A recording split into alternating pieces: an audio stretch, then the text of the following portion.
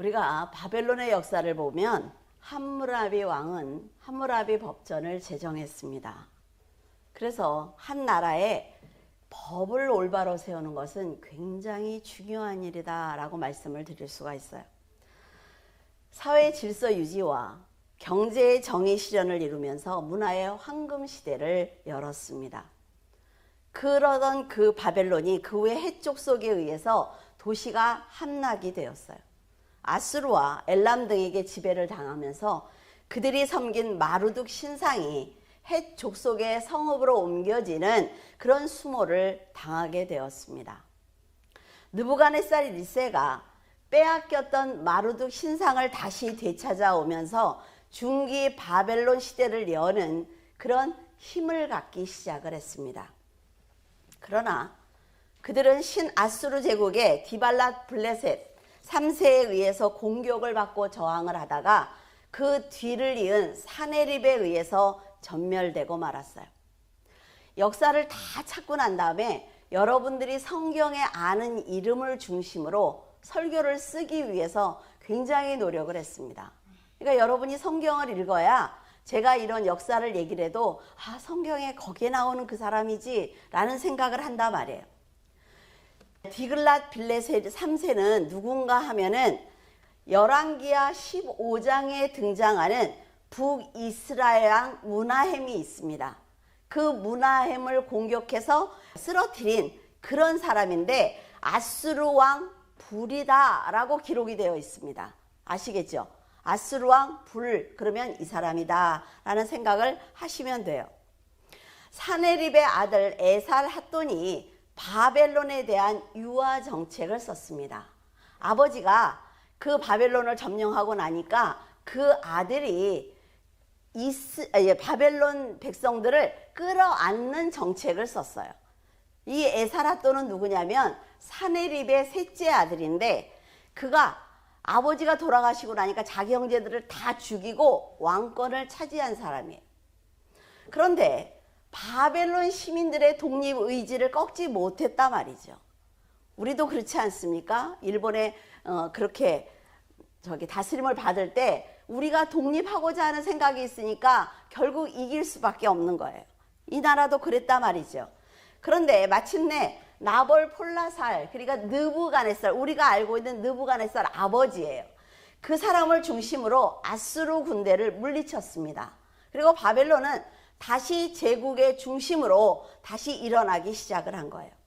바벨론은 나보폴라살과 그의 아들 느부갓네살 2세 때 최고의 전성기를 누렸습니다. 우리 지난주에 설교 들었죠?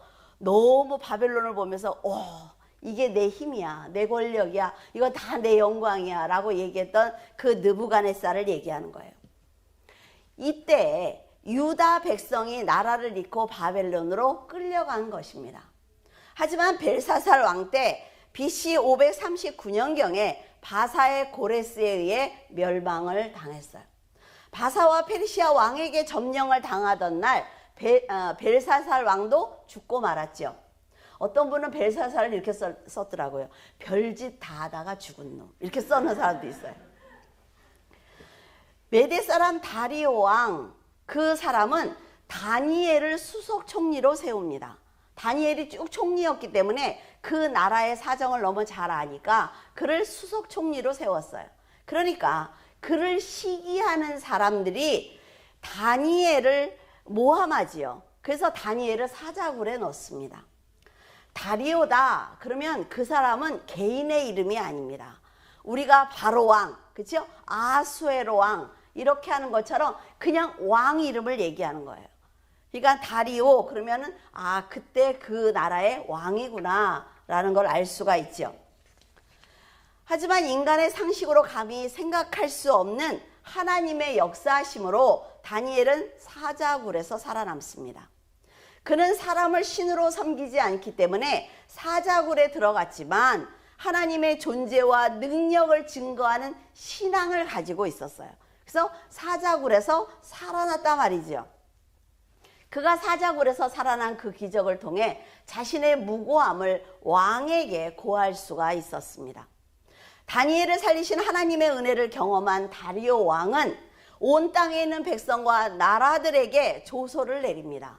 그러면서 다니엘의 하나님은 살아계신 분이고 영원히 변치 않는 분이다 라고 말을 하면서 너희들은 하나님을 두려워해라 라고 얘기를 합니다.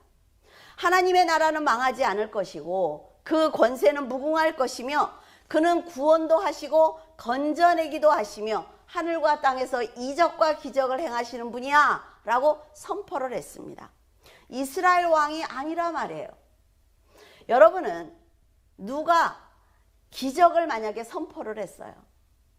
그런 사람들이 와가지고 나는 하나님을 믿지 않지만 하나님을 믿고 하나님을 두려워해야 되지 않겠습니까? 라고 했으면 여러분들은 전인격적인 회개를 하면서 돌이키겠습니까? 여러분들이 한번 성경을 보면서 생각해 봐야 된다 말이죠. 살아계신 하나님을 믿고 전인격적인 변화를 내가 지금 경험하고 있는지 한번 생각해 보셔야 돼요. 2022년을 우리가 이제 살아가면서 나는 정말 내가 하나님을 믿고 있다고 하는데 내 인격은 변하고 있나? 내가 지금까지 살아왔던 그 길, 내가 지금까지 행했던 모든 것을 다 버리고 내가 하나님이 보시기에 정말 인정받을 수 있는 그런 성도의 모습일까? 한번 생각해 보셔야 된다 말이죠. 이 다리오 왕은 사자굴에서 살아난 다니엘을 보고 지금 바뀌고 있는 것입니다. 그리고 한 나라의 왕이 그 모든 백성들에게, 우상을 숭배하는 사람들에게 하나님은 이런 분이야 라고 정확하게 얘기해 주고 있어요. 다리오는 내가 이렇게 너희들에게 선포하는 것은 다니엘을 사자의 입에서 구원하신 것을 직접 보았기 때문이다 라고 말하고 있습니다. 우리는 예수 그리스도의 부활을 믿고 자신의 부활을 기대하고 있는 사람들입니다. 하나님을 모르는 다리오보다 내가 더 믿음이 있는지 생각해 봐야 한단 말이죠. 하나님께서 역사하실 것을 믿고 끝까지 믿음을 지킨 성도의 신앙이 하나님을 세상에 드러내는 계기가 되는 것입니다. 다니엘 6장 28절, 이 다니엘이 다리오 왕의 시대와 바사사랑 고레스 왕의 시대에 형통하였더라.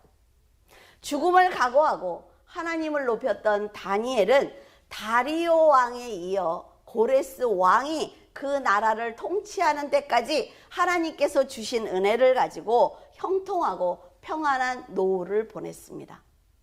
하나님을 사랑하는 사람들을 부끄럽게 하시지 않는 하나님이라 말이죠. 우리가 만나는 세상의 사건들을 여러분들이 믿음으로 이겨내기만 하면 하나님은 그 다음에 하나님의 일을 하시는 것입니다. 우리가 성경을 보면 고난의 시간을 굳센 믿음으로 이겨낸 욥이나 다니엘의 세 친구처럼 하나님의 이름을 우리가 부끄러워하지 않고 고난을 견뎌낸 믿음을 갖게 되면 말년을 평안하게 보내는 것을 우리는 성경을 통해서 알 수가 있습니다. 물론 맡은 사명에 따라서 순교하는 사람도 있습니다. 그러나 하나님을 배신하는 것은 죽음보다 더 두려운 것이다 라는 생각을 가지고 신앙을 갖는다면 하나님께 영원한 복을 받을 수가 있단 말이죠. 다니엘 1장 21절에 다니엘은 고레스 왕 원년까지 있으니라. 이사야 45장 1절에 여호와께서 그의 기름 부음을 받은 고레스에게 이같이 말씀하시되 내가 그의 오른손을 붙들고 그 앞에 열국을 항복하게 하며 내가 왕들의 허리를 풀어 그 앞에 문들을 열고 성문들이 닫히지 못하게 하리라. 드디어 이사야를 통해 미리 예언하게 하신 고레스가 등장하고 있습니다. 고레스는 왕이 되자마자 유대인 포로들을 돌려보냈어요. 근데 여러분 한번 생각을 해보세요. 막강한 권력을 가졌단 말이죠. 수많은 나라를 점령을 했어요. 그런데 그 포로들을 자기 나라로 보내는 것은 결코 쉬운 일이 아닙니다. 자, 다니엘과 그 세 친구들과 같은 인재를 등용해야 되잖아요. 그리고 노동력도 굉장히 필요합니다. 많은 나라를 지배하기 위해서. 그런데 고레스는 돌려보내는 놀라운 일을 하고 있습니다. 그런데 고레스는 하나님이 자기의 이름을 성경에 기록해 놓은 것을 본 사람이에요. 그래서 하나님이 얼마나 위대하신지 안다 말이죠. 가룟 유다처럼 내가 가룟 유다를 써서 십자가를 질 거야 라고 하나님이 이름을 기록하지 않았어요. 이런 것은 그 당시에 자기의 믿음이 어떤 것이냐에 따라서 그 사람이 정해집니다. 그러나 고레스처럼 이스라엘의 전 민족을 다시 자기 나라로 보내는 것을 원문에 보면 메시아 고레스라고 기록이 되어 있어요. 그러니까 이스라엘 백성들을 구원한 자라는 거죠. 하나님이 정하신 자라는 것입니다. 고레스는 이란의 시조이고 세계적으로 추앙을 받는 인물이에요. 고레스에 대해서 연구를 하면서 너무 멋있는 사람이라는 생각을 했어요. 그래서 고레스가 했던 말들을 기록을 해서 제가 우리들 그 카톡에다 올려드리려고 그래요. 아, 너무 멋있는 사람이구나. 이런 멋진 인격을 가졌기 때문에 하나님이 이 사람을 이렇게 크게 쓰시는구나 라는 생각을 했습니다. 그의 유년 시절 이야기가 기록이 되어 있더라고요. 그래서 여러분에게 옛날 얘기처럼 들려드리고자 합니다. 고레스는 페르시아 제국의 건설자인 캄비세스의 아들입니다. 그리고 어머니는 그 당시 막강한 힘을 가진 미디아의 공주예요. 자, 지도를 보시면은, 지도를 한번 띄워줄래요? 여기 페르시아가 굉장히 작죠. 그리고 메디아는 그 색깔을 보세요. 엄청나게 넓습니다. 그 나라의 속국이에요, 페르시아가. 미디아는 고레스의 외할아버지인 아스티아게스 왕이 통치하는 나라입니다.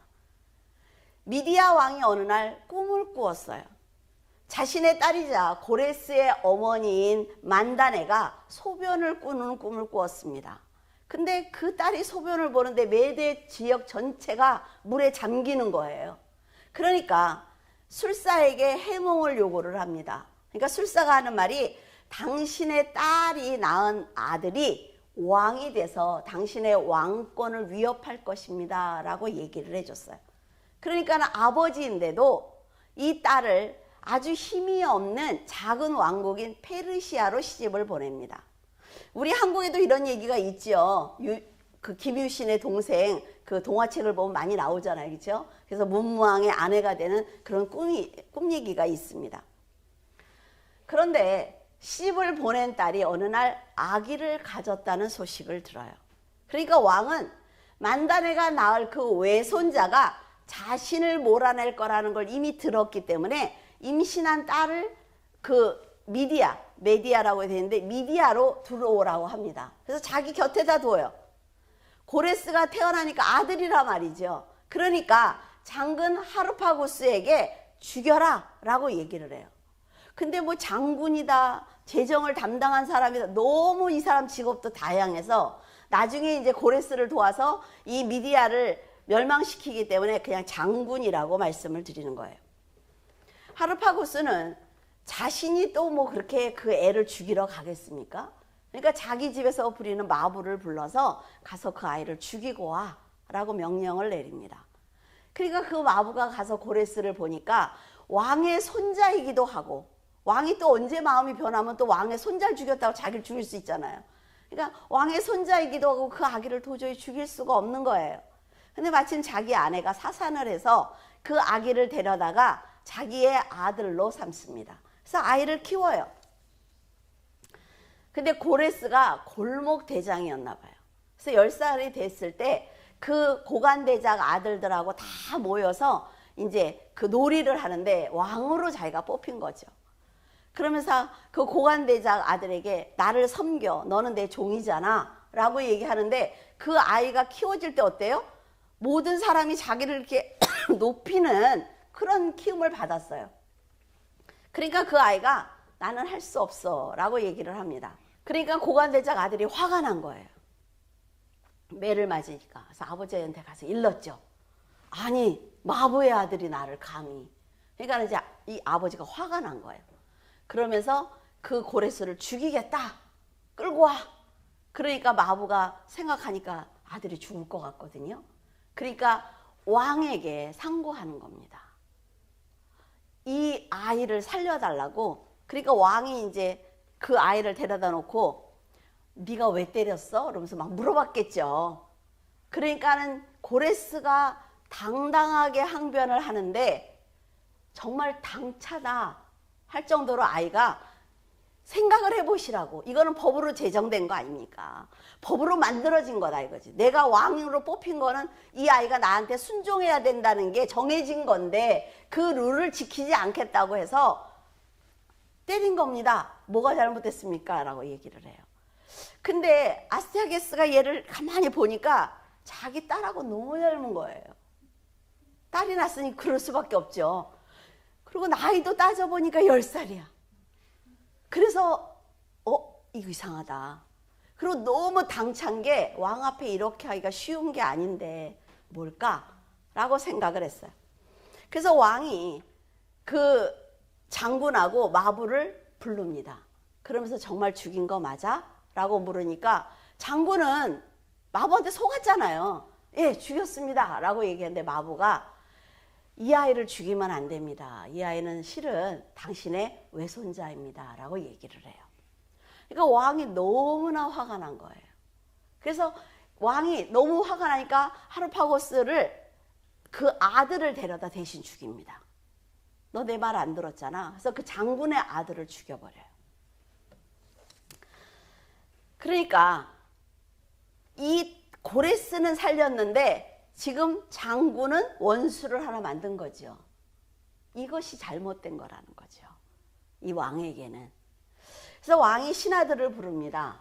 자, 고레스가 제가 내 외손자래. 어떻게 했으면 좋겠어? 라고 물으니까 신하들이 하는 말이 생각을 해보시라고. 이렇게 작은 페르시아의 왕자인데 어떻게 감히 왕권에 도전하겠습니까? 그냥 살려주시라고 이렇게 얘기를 합니다.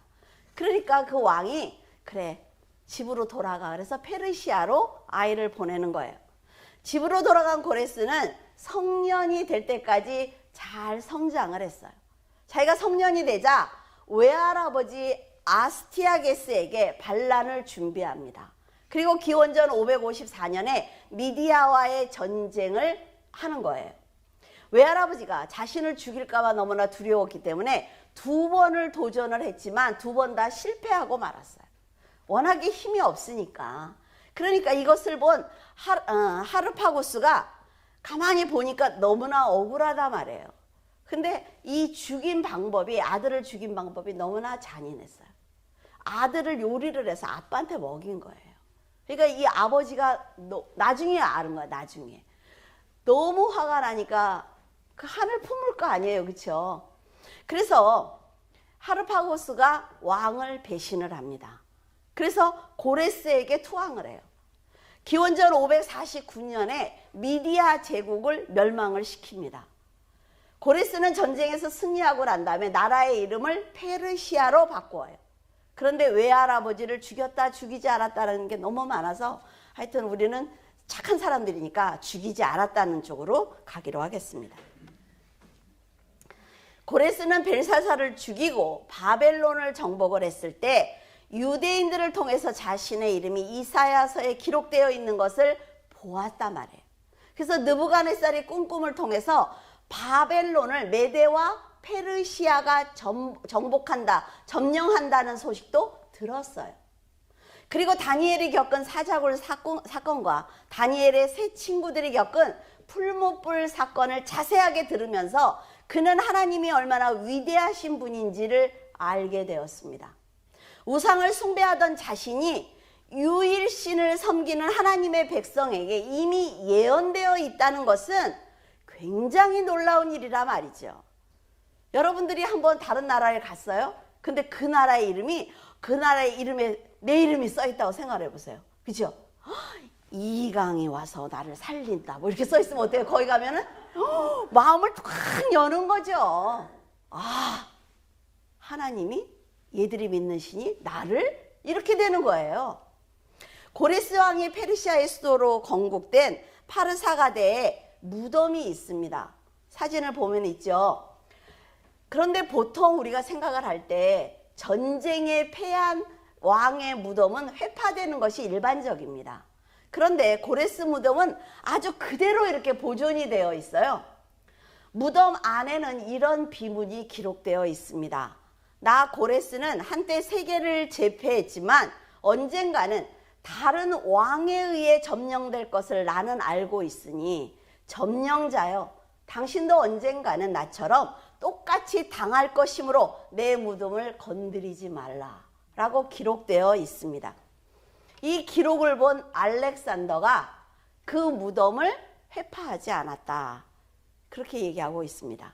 알렉산더는 다리오가 세운 페르시아의 거대한 왕국인 페르세폴리스를 태우고 바로 고레스 왕의 무덤을 회파하기 위해서 달려간 거예요. 그런데 이 비문을 발견하자 그는 오히려 자기가 입고 있던 그 옷을 벗어서 그 무덤을 덮어주었다고 합니다. 알렉산더 역시 느부갓네살의 신상 예언을 들었을 것이고 페르시아를 물리친 나라가 그리스의 왕인 자신 알렉산더라는 예언을 들었을 것입니다. 우리는 이들이 겪은 사건을 통해서 하나님을 바라봐야 하는 거예요. 세상의 역사를 볼 때 우리는 하나님을 같이 보면서 그 역사를 봐야만 하나님이 얼마나 위대하신 분인지 알 수가 있단 말이죠. 성경에 이름이 예언되었던 고레스가 알렉산더에게 멸망당한 사실이 중요한 것이 아니라 그것을 계획하시고 인간의 역사로 만드시며 조금의 흔들림도 없이 구원을 완성해 가시는 하나님을 우리는 만나야 하는 것입니다. 바벨론을 점령했던 고레스의 기쁨도, 그런 권력을 가진 고레스를 무너뜨린 알렉산더의 능력도, 그리고 그를 무너뜨리기 위해서 준비되고 있는 로마에 의해서 그들이 또 무너지는 것을 보면 인간의 계획과 도전이 얼마나 무의미한지 알 수가 있습니다. 인간의 역사는 하나님의 계획에 따라서 사라지기도 하고 세워지기도 합니다. 그렇지만 처음부터 나중까지 역사하시는 그 하나님의 계획은 변함이 없다 말이죠. 성도들은 그 변함이 없는 하나님을 의지해야만 합니다. 여러분의 인생도 태어났을 때부터 하나님을 만날 때까지 하나님의 계획 안에 있는 거예요. 그러면 하나님께서 나를 어떻게 인도하실 것인지를 안다 말이죠, 우리는. 왜? 우리가 가는 곳이 어딘지 알잖아요. 그 중간에 이루어지는 우리들의 삶은 여러분들이 어떤 것을 선택하느냐에 따라서 올라가기도 하고 내려가기도 합니다. 그러나 하나님께서 끌어가시는 그 길은 변함이 없다 말이죠. 내가 그 안에서 어떻게 살아낼 것이냐, 이것이 너무나 중요한 거예요. 고레스와 알렉산더가 들었던 느부갓네살의 꿈은 이렇습니다. 느부갓네살은, 이 사람은 꿈도 잘 꿔, 꿈에서 큰 신상을 보았어요. 왕은 박수와 점쟁이 이런 사람들을 다 불러서 자기의 꿈을 말해주지 않습니다. 말해주지 않으면서 이렇게 얘기를 해요. 너희들이 내 꿈을 알아내서 그것을 해몽까지 해줘. 이게 뭔지 모르겠어요. 그렇죠? 그들은 이렇게 얘기를 하죠. 아니, 왕이 나에게 꿈을 얘기해 줘야 않는데 내가 그걸 어떻게 해몽을 합니까? 라고 얘기를 해요. 그러니까 왕이 너희들이 내 꿈을 알아내서 해몽하지 않으면 난 너희들을 다 죽여버릴 거야 라고 명령을 내려요. 근위대장에게 죽이라고. 그러니까 근위대장이 찾아다니면서 이제 죽이러 다니는 거지요. 그리고 다니엘과 세 친구, 그리고 이 술사나 점쟁이들을 찾아서 막 다니는데 다니엘을 만납니다. 그러니까 다니엘이 어디를 이렇게 급하게 가느냐고. 그러니까 왕이 이래서 이런 명령을 내렸습니다 라고 얘기를 하지요. 그러니까 다니엘이 하는 얘기가, 그러면 나에게 시간을 조금 줘라. 내가 우리 하나님께 기도를 드려서 내가 알아내서 왕을 내가 직접 만날 거니까 나에게 좀 시간을 줘라고 얘기를 합니다.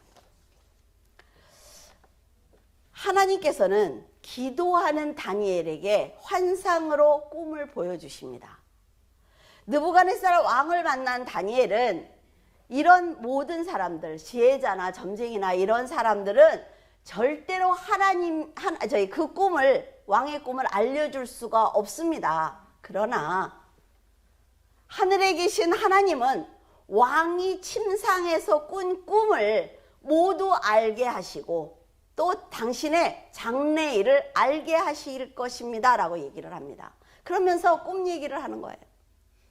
얼마나 멋있습니까 여러분, 그렇죠? 이랬다 그래서 저한테 와서 어저께 제가 꿈을 꿨는데 알아맞혀 보세요 이러지 마요. 몰라. 왕은 꿈에서 큰 신상을 보셨는데 그 신상은 크고 광채가 매우 찬란하며 모양이 심히 두렵게 생겼을 것입니다. 머리는 순금이고 가슴과 두 팔은 은이며 배와 넓적다리는 노시고 종아리는 철이고 그 발은 얼마는 철이고 얼마는 진흙으로 만들어졌을 것입니다 라고 얘기를 합니다. 얼마나 놀랬을까요? 근데 저는 이 느부갓네살의 불신앙도 참 대단하다고 생각을 해요. 그렇죠? 그 7년을 죽기로 고생을 하고 회복이 됐는데 또 이러고 있어요. 또 왕이 보실 때 손대지 않은 돌이 나와서 쇠와 진흙으로 만들어진 발을 쳐서 부수자 신상이 다 부서져서 아마도 없어졌을 것입니다. 그리고 우상을 친 돌은 태산을 이루어 온 세계에 가득했을 것입니다 라고 꿈 얘기를 해줍니다. 이 꿈을 해석을 하자면 신상의 금머리는 가장 영화로운 제국인 바벨론인데 하나님이 나라와 권세와 능력과 영광을 왕에게 다 주셨기 때문에 금머리입니다. 그리고 은으로 가슴과 두 팔을 만든 것은 왕보다 조금 못한 나라가 일어나서 당신을 무너뜨린다는 뜻입니다 라는 거죠. 이것은 메대와 페르시아가 바벨론을 무너뜨린 것입니다. 다니엘은 배와 넓적다리는 놋으로 만들어졌는데 이것은 놋과 같이 강한 나라가 일어나서 온 세계를 다스릴 것이다 라고 얘기를 해줘요. 이것은 지금 우리가 아는 것처럼 그리스 알렉산더가 뛰어난 전략을 가지고 페르시아군을 무너뜨린 걸 얘기를 하는 거죠.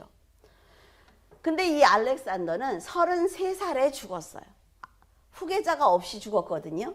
그래서 장군들에게 너희들이 가장 강한 자가 이것을 나누어 갖든 다스리든 해라 라고 얘기를 했습니다. 그래서 아주 급격하게 제국이 분열되는 것을 알 수가 있어요. 여러분들에게 먼저 얘기했죠. 셀레쿠스 왕조, 프톨레미 왕조, 그 기억을 하시면 돼요. 그리스가 무너지자 쇠처럼 강한 로마가 정권을 잡습니다. 근데 이 로마까지는 못 가겠더라고요. 너무 힘들어가지고. 그리고 너무 방대해지는 거예요. 금신상에서 본 것처럼 얼마는 철이고 얼마는 진흙일 것입니다 라고 얘기했어요. 근데 철과 진흙은 여러분 섞이지 않죠. 다신을 섬기는 로마와 유일신을 섬기는 그 진흙이 섞이지 않습니다. 그러니까 이 사람들이 유대인들을 제대로 다스릴 수가 없는 거예요. 그때 손대지 않은 돌이 나와서 사람이 세운 것을 무너뜨리고 하나님이 한 나라를 세우셨으므로 그 나라는 영원히 멸망하지 않을 것이며 그 국권이 다른 나라 백성에게 돌아가지 않을 것입니다 라고 얘기를 합니다. 다니엘이 말한 그 나라는 바로 예수 그리스도께서 세우신 나라를 말하는 것입니다. 하나님의 언약이 그리스도의 초림과 그리스도의 재림으로 성취될 메시아 왕국, 그러니까 하나님의 나라는 영원할 것이다 라고 말하는 거지요. 하나님께서는 꿈을 통해 왕에게 장래일을 모두 말씀해 주신 것입니다. 그러니까 하나님이 당신을 앞으로 어떻게 이끌 것인지 하나님이 이미 알려주었으니까 당신이 어떻게 살아야 되는지 정신 차리라는 얘기입니다. 우리가 반드시 알아야 되는 것은 왕의 꿈을 정확하게 알려주고 해석해 준 것은 다니엘이 아니라는 거예요. 다니엘을 사용하신 하나님의 능력입니다. 우리가 어떤 일을 했을 때 모든 사람은 누굴 봐요? 사람을 봅니다. 아, 참 대단하십니다. 어떻게 하셨어요? 이렇게 사람을 보잖아요. 근데 그 뒤에서 그 사람을 사용하신 하나님까지 볼 수 있어야 내가 바뀔 수가 있는 거예요. 하나님께서는 꿈과 환상 그리고 믿음의 사람을 통해서 느부갓네살에게 여러 번의 기회를 주셨어요. 그리고 그가 돌이키기를 기다리셨습니다. 역사의 주관자이신 하나님께서 느부갓네살에게 여러 번의 기회를 주신 것처럼 여러분에게도 하나님은 날마다 기회를 주고 계실 거예요. 우리가 길을 가면서 십자가를 보게 되는 것도 기회입니다. 그냥 교회가 여기 있는 애가 아니에요.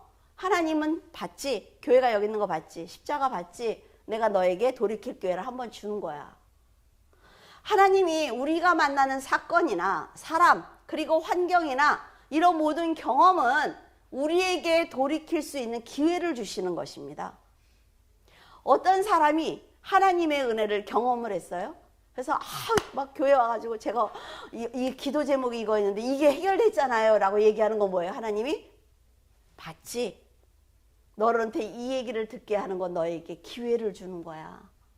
이것이 마지막 기회일 수 있거든 하는 얘기예요. 느부갓네살이 돌이키기를 기다리신 것처럼 지금 여러분이 하나님을 향해서 달려오기를 기다리고 계십니다. 우리는 눈에 보이지 않으니까 하나님을 자꾸 잊어버려요. 하나님보다 세상의 일이, 하나님보다 자식이, 하나님보다 내일이 먼저라는 생각을 합니다. 그러나 그렇지 않습니다, 여러분. 처음과 끝이라고 했잖아요, 그렇죠? 내 인생의 처음과 끝을 주장하시는 하나님 안에서 내가 나를 찾을 수 있다는 것은 교만입니다. 하나님 앞에 온전히 서서 하나님을 바라보면 하나님은 내가 어떤 사람이라는 걸 알려주세요. 그러나 철학은 뭡니까? 내가 누구야? 내가 사는 건 뭐야? 사람이란 존재는 뭐야? 라고 얘기하지만 하나님은 이미 다 대답을 해주셨단 말이죠. 스가랴 3장 4절, 9장 3절에서 4절 두로는 자기를 위하여 요새를 건축하며 은을 티끌같이 금을 거리에 진흙같이 쌓았도다. 주께서 그를 정복하시며 그의 권세를 바다에 쳐넣으시리니 그가 불에 삼켜질지라. 두로는 아주 작은 섬입니다. 근데 바다와 높은 성으로 둘러싸여 있어요. 그래서 거기를 정복한다는 것은 거의 불가능해요. 아수르의 살마네셀 왕이 5년 동안 그들을 포위했지만 실패했습니다. 느부갓네살도 13년 동안 그들을 포위했는데 실패했어요. 그럼 어느 정도인지 알겠죠? 돈도 굉장히 많은 나라예요, 두로가. 이스라엘 지도가 있으면 이 위쪽에 있어요, 두로가. 그럼에도 그들은 하나님을 믿지 않았습니다. 왜? 이 많은 재물과 이 좋은 지형은 우리 거야. 우리가 가졌으니까 이거 내 거지. 하나님과 무슨 상관이 있어? 라는 생각을 한 거예요. 우리도 세상의 일이 잘 되면 어떻습니까? 우리의 돈과 내 능력만 보입니다. 그래, 하나님께 정말 가난했고 고난을 당할 때는 어때요? 기도해요. 정말 진심으로 합니다. 그건 가짜가 아니에요. 그런데 하나님께서 응답하시면 그 다음부터는 내 거야. 내가 한 거야. 라는 생각을 하니까 망하는 거예요. 끝까지 하나님 거라고 해드리면 좋잖아요. 그렇죠? 하나님이 주실 때 최선을 다할 거고 하나님이 그만하자 그러면 그만하겠습니다 하면 하나님이 그의 끝을, 그의 말년을 하나님이 인도하시는데 사람들은 그러지 않는다 말이죠. 그래서 스가랴의 예언대로 헬라의 알렉산더 대왕이 그 육지에서 섬까지 떨어진 게 700m인데 어떻게 해요? 그 바다를 메우는 거예요. 놀랍지 않습니까? 우리 간척지 할 때 보면 어때요? 일단 이렇게 둥그렇게 얼마큼 바다를 육지를 만들 것인지 생각해서 이렇게 방파제처럼 쌓잖아요. 먼저 양쪽 동그랗게 쌓고 난 다음에 어때요? 물을 빼지요. 물을 빼고 남은 그 땅에다가 흙을 갖다 놓고 간척지로 만들어요. 그래서 거기다 벼도 심고 그러잖아요. 그렇게 하는 거예요. 그렇게 해서 거기를 땅을 메워버리는 거죠. 그래서 함락을 시킵니다. 알렉산더가 얼마나 대단한지 아시겠죠? 그리고 두로를 정복한 다음에 사마리아와 유대를 정복합니다. 근데 너무나 재밌는 건 사마리아와 유대 사람들은 알렉산더에게 두 손을 들고 환영하는 거예요. 어서 오시라고. 당신을 우리의 지배자로 받아들이겠다고 합니다. 이 사람들 미쳤어요? 이미 하나님께서 역사를 어떻게 이끌고 가실지 안다 말이죠. 그래서 고레스가 망했어? 그 다음엔 알렉산더구나. 환영하는 거예요. 그래서 알렉산더에게도 느부갓네살의 신상에 대해서 알려줍니다. 그리고 당신이 고레스, 그 대단한 고레스를 무너뜨린 것은 하나님의 계획입니다라고 알려주는 거예요. 자, 다니엘의 예언이 지금 다 성취가 되고 있는 걸 볼 수가 있죠. 그런데 이제 더 가면 뭐 로마 나오고 이렇게 하는 복잡하니까 이제 다니엘로 다시 돌아가야 돼요. 옛날 얘기가 끝났어요, 이제. 다니엘의 그 인생을 보면, 다니엘서를 여러분들이 읽어보면 많이 느끼실 거예요. 예수님과 많이 닮았다는 생각이 듭니다. 다니엘의 이름은 하나님께서 심판하신다는 뜻입니다. 그는 총리로 전국을 다스렸죠. 이것처럼 예수님도 하나님께 하늘과 땅의 모든 권세를 받았습니다. 그리고 심판주예요. 다니엘을 싫어하던 사람들이 고발할 증거를 찾고 있었지만 언제나 정직하게 일했기 때문에 찾지 못한 것처럼 예수님의 허물을 찾기 위해서 증인들을 세웁니다. 예수님이 신성모독하는 말을 들었지, 너희들 말해봐 라고 했는데 그것이 다 맞지가 않아요, 증거가. 다리오 왕 외에 다른 사람에게 기도를 하면 사자굴에 넣자는 음모를 꾸민 것처럼 백성들이 예수님을 많이 따라가기 시작을 하자 대제사장과 서기관들은 예수님을 죽일 음모를 꾸밉니다. 성경 구절을 제가 다 찾아놨거든요. 그러니까 여러분들 보시면 도움이 됩니다. 다니엘을 고발하는 근거를 하나님의 율법에서 찾지요. 쟤는 율법을 범하지 않는 사람이야. 그러니까 율법에서 찾았던 그들은 다니엘이 우상 숭배를 하지 않을 걸 알아요. 놀랍죠? 다니엘의 그 신앙을 인정하는 거예요. 그러니까 다니엘이 하나님을 배신하지 않기 때문에 그 자리를 만듭니다. 그래서 사자굴에 넣는 걸 볼 수가 있어요.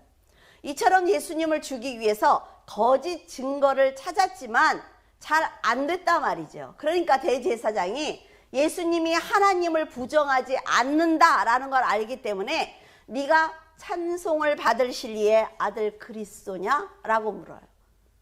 그러니까 예수님이 아니 살기 위해서 아니 나 아니야 라고 말하지 않을 걸 안단 말이지요. 그러니까 예수님은 자신이 이제 십자가를 질 때가 되었구나 라는 걸 아시는 거예요.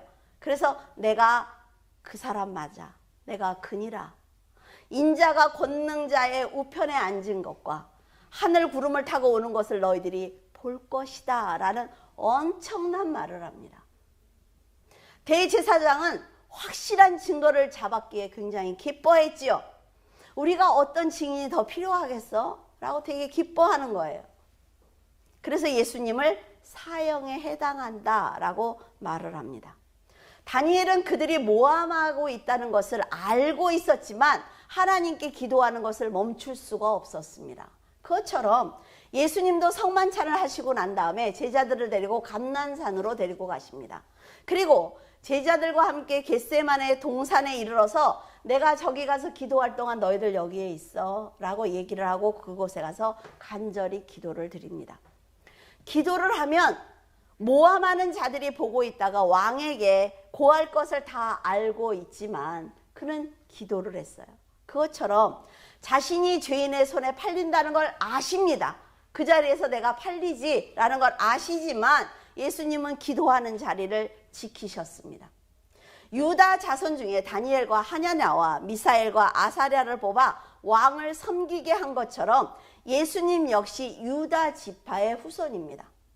사도 요한이 환상을 보고 울고 있을 때 장로 중 한 사람이 울지 마라 라고 말을 하면서 보라, 유다 지파의 자손 곧 다윗의 뿌리가 이기셨으니 그 책을 펴며 그 책의 7 봉인을 떼실 것이다 라고 말을 했습니다. 이것이 예수님이 유다 지파이며 다윗의 후손이라는 증거예요.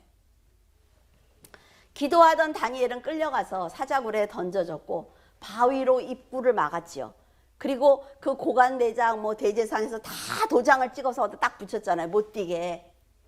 근데 기도하시던 예수님을 가룟 유다가 십자가에 못 박히게 넘겨주고 온갖 조롱을 다했던 예수님은 십자가에서 운명하셨습니다. 예수님이 운명하자 성소의 휘장이 위에서 아래로 둘로 잘라졌죠. 쪼개졌어요. 그리고 땅이 진동하고 바위가 터지고 무덤에서 자고 있던 죽었던 성도들이 살아서 일어났습니다. 그들은 이걸 보면서 기뻐한 거예요. 여러분 놀랍지 않습니까? 백부장은 저분이 정말로 하나님의 아들이다라 고백을 했지요. 똑같은 사건을 보고 한 사람은 하나님의 아들이라고 했는데 이 사람들은 깨닫지 못하는 거예요. 이렇게 보고 판단하는 게 너무 중요하다 말이죠. 저는 이 설교를 준비하면서 우리가 근 20년 전에 하나님이 너는 설교를 써서 책으로 만들 거야. 제가 이 얘기를 왜 자꾸 여러분에게 드리냐면 여러분들에게도 현재 진행형이거든요. 자, 네가 책을 만들어서 그때는 정말 안 믿었어요. 솔직히 얘기해서. 책을요? 그리고 제가 웃었어요.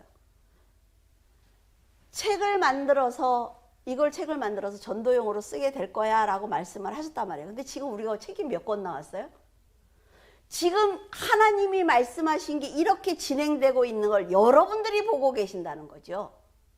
이 똑같은 사건을 보면서 여러분들은 어느 쪽에 서 계십니까? 아, 그래, 헌금 됐으니까 책 만들지. 그거예요? 아니에요. 하나님께서 하나님의 물줄기 교회를 통해서 이루시고자 하는 일들이 엄청난 사건으로 기적처럼 일어나고 있다는 거죠. 전 그렇게 생각을 합니다. 그리고 제가 이런 설교를 쓸 수 있다는 것도 정말 놀라운 기적이에요. 어떻게 이렇게 매주 설교를 쓸 수가 있겠어요? 하나님께서 하나님의 계획대로 움직이셨기 때문에 그 안에서 우리가 그 안에 있는 시계들처럼, 기계들처럼 정확하게 지금 움직이고 있는 거란 말이죠. 여러분들은 모든 사건들을 그냥 보면 안 된다는 거예요. 자, 예수님의 시체를 새 무덤에 넣고 큰 돌을 굴려서 무덤을 막습니다. 그리고 대제사장과 바리새파 사람들은 빌라도에게 요청을 해서 무덤을 봉인합니다. 뜯지 못하게 그들이 다 사인을 했어요. 거기다가. 다리오 왕이 새벽에 사자굴에 가서 다니엘의 생사를 확인했을 때 다니엘이 뭐라 그래요? 천사가 사자의 입을 이미 봉했습니다. 그래서 나는 살아있어요. 라고 굴에서 나왔죠. 이처럼 안식 후 첫날 되려는 새벽 미명에 마리아와 다른 마리아가 무덤으로 달려갔어요. 근데 큰 지진이 나면서 주의 천사가 하늘로부터 내려와 돌을 굴려내고 그 위에 앉아 있는 것을 보게 됩니다. 예수님은 이미 무덤을 열고 부활하셨단 말이죠. 다니엘을 고소하던 사람들은 도리어 가족들과 함께 죽임을 당했어요. 예수님을 고소했던 사람들이 뭐라 그럽니까? 그 피를 우리의 후손에게 돌리래요. 근데 우리는 역사를 통해서 어때요? 그 후손들이 큰 고난을 당하는 걸 봤죠. 하나님의 역사는 우리 인간의 역사를 통해서 우리에게 정확하게 보여주신다는 거죠. 그냥 성경에 그냥 기록되어 있는 것이 없다는 거예요. 여러분들이 성경을 읽기가 너무 힘들어요. 한 장을 읽었더니 졸려요. 성경이라는 것은요, 여러분의 인생을 좌우하는 것입니다. 여러분이 천국에 갈지 지옥에 갈지 결정하는 게 성경이란 말이죠. 다니엘은 자신의 인생을 통해서 예수 그리스도께서 이 땅에 오셔서 어떻게 사실 것인가를 자기의 인생을 통해서 다 보여주었어요. 하나님의 이름을 높이기 위해서 믿음을 지키는 것은 결코 쉽지 않습니다, 여러분. 하지만 한 사람의 인생이든 한 나라의 역사이든 하나님의 섭리로 이루어진다는 것을 우리는 다니엘을 통해서 배웠습니다. 우리나라 어때요? 지금 위정자들? 너무 걱정되지 않습니까? 사람이 그렇게 없나 싶을 정도로 너무 걱정이 돼, 기도하면서. 정말 울어도 소용이 없잖아요. 그러면 하나님께서 어떻게 역사하실 것인가? 한국에게 더 기회를 주실 것인지, 아니면 더 어려운 상황으로 우리가 회개를 못해서 들어가는 것인지 너무 염려가 된다는 거예요. 그런데 어째 뭐라고 말씀드렸어요? 굴에 들어가기 전엔 기회가 있다고 말씀을 드렸어요. 기도하셔야 됩니다, 여러분. 다니엘이 비록 바벨론에 살았지만 그의 삶을 지켜주셨습니다. 그리스도인들을 핍박을 해도 어때? 하나님이 지켜주신다는 것입니다. 여러분들이 믿음을 가지면 절대로 하나님이 버리지 않습니다. 그리고 한순간도 다니엘을 떠나지 않으셨어요. 여러분들이 세상을 살면서 계획이 있습니까? 여러분들이 세상을 살면서 어려운 일 있어요? 하나님께 기도하시면 됩니다. 하나님이 하나님의 방법으로 일하시는 건 놀라워요, 여러분. 저도 어떤 일이 있어서 기도를 하면 제 머리에는 도저히 해결될 방법이 없어요. 근데 생각지도 못한 사람들을 끌어다여다 세워주시고 하시는 일하는 걸 보면 정말 놀랍습니다. 여러분에게 하나님이 지금 그걸 하시겠다는 거죠. 여러분을 하나님은 험한 세상에 버려두시지 않습니다. 여러분들과 함께 하실 거라는 거예요. 그래서 올해는 더욱 충만한 은혜 가운데 성숙한 신앙을 가지고 인생을 조금만 더 멀리 보자고요. 내 앞에 있는 거를 보지 말고 내 앞에 있는 거 보면 100% 실패해요, 여러분. 어떤 일이 일어났을 때 내 앞에 있는 걸 보면 실패해요. 여기를 보는 사람보다 두세 걸음 더 앞에서 여기서 이렇게 봐야 돼. 그 사건을, 그 사람을. 그러면 문제점이 보인단 말이죠. 그 사건과 같이 그 문제와 이렇게 서 있으면 안 보여요, 안 보여. 그런데 좀 떨어뜨려 놓고 나면 문제점이 보이면서 해결할 수 있는 힘이 생기는 거예요. 하나님이 주시는 지혜입니다. 저는 여러분들이 꼭 그렇게 살았으면 좋겠어요. 기도하겠습니다. 인간의 역사를 주관하시는 하나님 아버지, 감사를 드립니다. 다니엘의 인생을 통해 믿음으로 살아야만 영원한 나라에 들어올 수 있다고 저희들에게 음성을 들려주시니 감사합니다. 저희들은 은혜를 눈으로 보고 귀로 듣고 있으면서도 시간이 지나면 쉽게 잊고 맙니다. 그럼에도 하나님께서는 저희를 떠나지 않으시고 영원한 삶을 위해서 길을 인도하시며 악한 자와 악한 영에 건드리지 못하도록 보호하고 계시니 감사합니다. 포로로 끌려가서도 오직 하나님의 영광만을 위해서 일하는 다니엘의 일생을 보면서 편안한 삶을 주셔도 불평하는 저희들의 삶을 회개합니다. 하나님, 매순간 죽음을 생각하며 살아야 하는데도 믿음을 지켰던 다니엘의 신앙을 본받게 하셔서 저희들도 죄와 타협하지 않는 믿음의 사람이 될 수 있도록 도와주시옵소서. 저희들 부족하지만 그럼에도 하나님을 깊이 사랑합니다. 하나님과 멀어지면 살 수 없기에 죄송한 마음을 가지고 하나님 곁으로 다가옵니다. 불쌍히 여기셔서 저희들을 품어주시고 믿음으로 살아낼 수 있도록 도와주시옵소서. 세상의 쾌락과 욕망을 버리게 하시고 하나님께서 원하시는 성도로 살아갈 수 있도록 품어주시옵소서. 감사드리며 예수 그리스도 이름으로 기도드립니다. 아멘.